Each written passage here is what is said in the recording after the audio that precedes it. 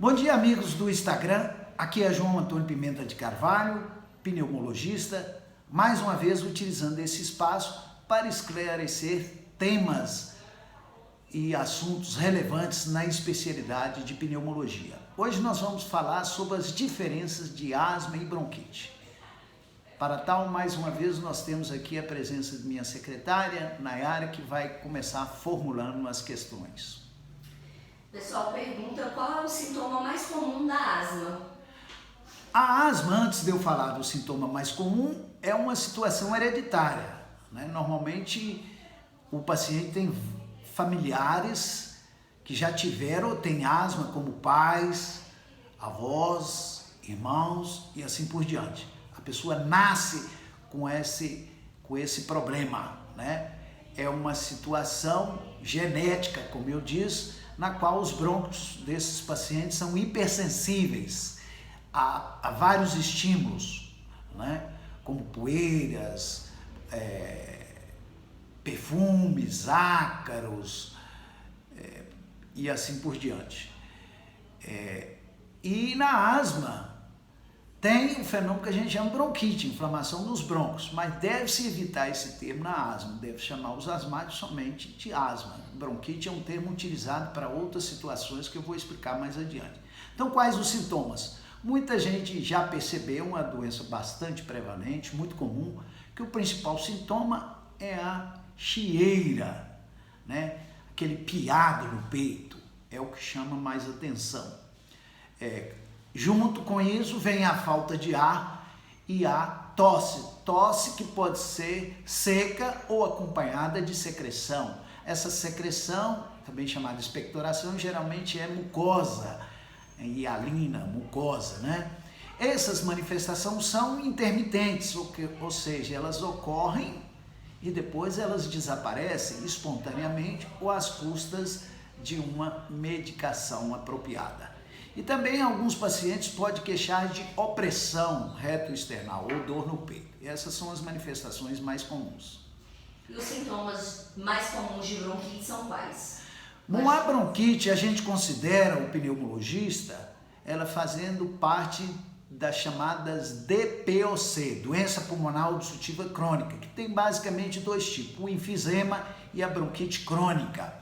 Só que esse tipo de bronquite, ela é diferente da bronquite do asmático. Ela é adquirida, normalmente, pelo hábito de fumar, né? Embora possa ter outras causas, como contato com fogão a lenha, viver em regiões poluídas e tal.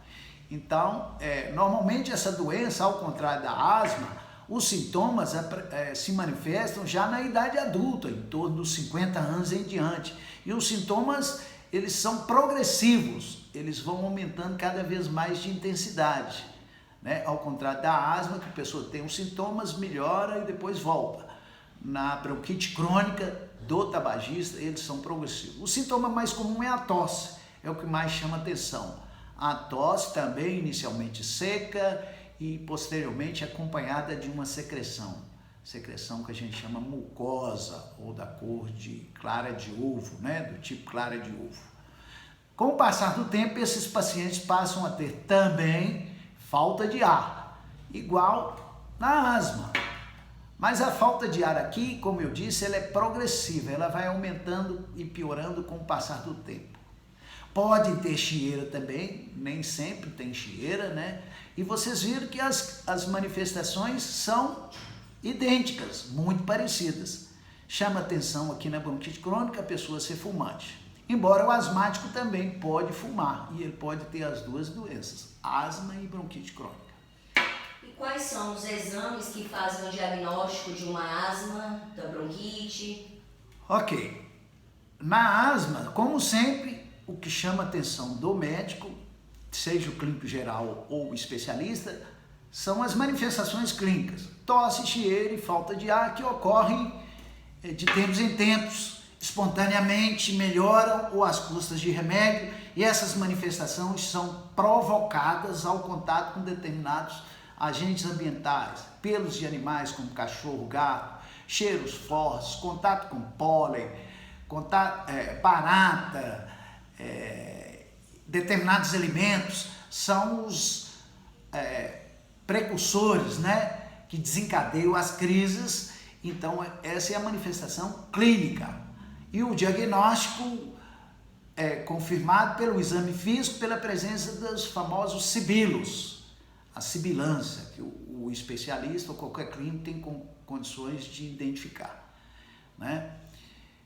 E depois você confirma esse diagnóstico com um exame chamado espirometria, que nós podemos falar numa aula futura, que é um exame que a pessoa faz vários exercícios respiratórios para identificar a disfunção respiratória, a obstrução, que é comum também na asma. E você pode lançar mão de outros testes, teste alérgico para verificar se ele é alérgico, e dosagem de eosinófilos no sangue, no escarro, você dosar o óxido nítrico no ar exalado, são exames mais sofisticados. Basicamente é o exame clínico e a espirometria. A radiologia é excepcionalmente usada, né? Na bronquite crônica, na DPOC, o mesmo é válido, você diagnostica da mesma forma. A diferença é que a espirometria na DPOC, ela não vai ter tanta resposta ao broncodilatador quanto tem na asma, né? E na bronquite crônica, que eu estou falando também esse nome DPOC, além da espirometria, você muitas vezes utiliza a radiologia simples do tórax, às vezes até a tomografia computadorizada, dentre outros exames, mas esses são os mais comuns. Certo. E a asma, ela tem cura? A asma não tem cura, né? Embora nós temos muitos pacientes que ficaram livres da doença, tem alguns que a doença sumiu e voltou depois de algum tempo. No asmático, quanto mais cedo a doença se manifesta, desde o nascimento ou na infância, ela tem maiores chances de desaparecer com o tempo, embora sempre tem que ser dito para o paciente que ela é incurável. E a bronquite tem? A bronquite, pior ainda, ela não tem cura mesmo que a pessoa tenha deixado o hábito de fumar que causou a doença. A doença não volta atrás. As suas intervenções terapêuticas para minimizar o quadro, melhorar a qualidade de vida do paciente, ter uma vida mais próxima do normal. E provavelmente o paciente com bronquite crônica vai depender de medicação o resto da sua vida. Que são as bombinhas, no caso. Exatamente, as bombinhas, que já foi motivo de uma aula nossa que eu já falei. Bom, gente, eu sei que o assunto é bastante extenso, mas para o vídeo não ficar muito grande, e eu me coloco aqui mais uma vez à disposição para vocês deixarem os comentários, os questionamentos, e como sempre, lá na descrição do vídeo vai estar a descrição da minha página, onde você pode acessar maiores informações. Um grande abraço, até a próxima.